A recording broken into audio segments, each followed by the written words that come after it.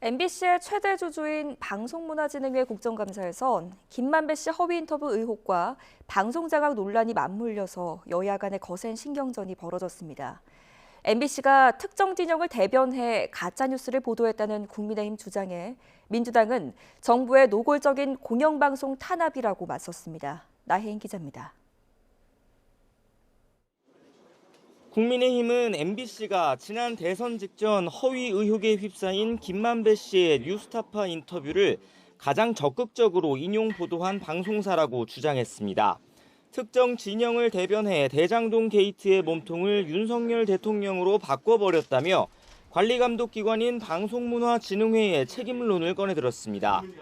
누가 보더라도 다분히 의도됐다 이렇게 저는 보고 있습니다. 이 사실을 알고도 조치를 취하지 않았다는 것은 이사장님의 직무유기라고 봅니다. 또는 복범자거나. 안형준 MBC 사장 임명 과정에서 불거진 주식 차명 소유 의혹도 다시 소환했습니다.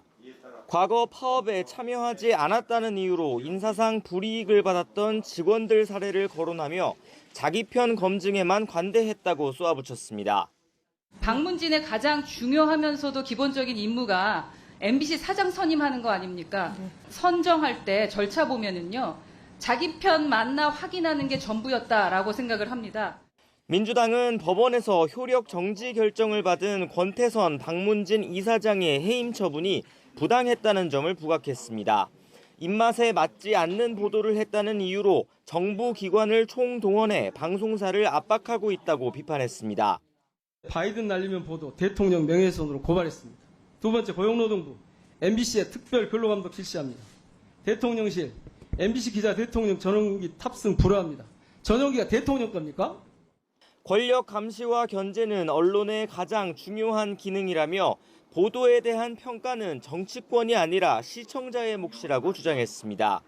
정권이 바뀔 때마다 공영방송이 순환을 겪는 악순환을 이제는 끊어야 한다는 말도 나왔습니다. KBS하고 MBC하고 YTN, 소위 공영이 됐던 준공영이 됐던 이 방송에 대한 새로운 집권 세력에 의한 어떤 구조조정, 이것에 상당히 회의적인 생각을 가지고 있는 건데.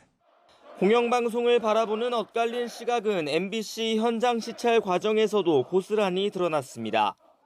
방송 독립 보장하는 방송 3법 처리하라! 처리하라! 이것도 공영방송이냐! 당장 각성하라! 각성하라! 민주당은 국정감사 이후 공영방송 지배구조 개편 방안을 담은 방송법 개정안을 강행 처리하겠다는 방침입니다.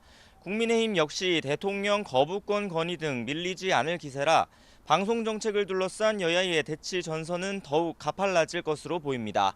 YTN 나인입니다.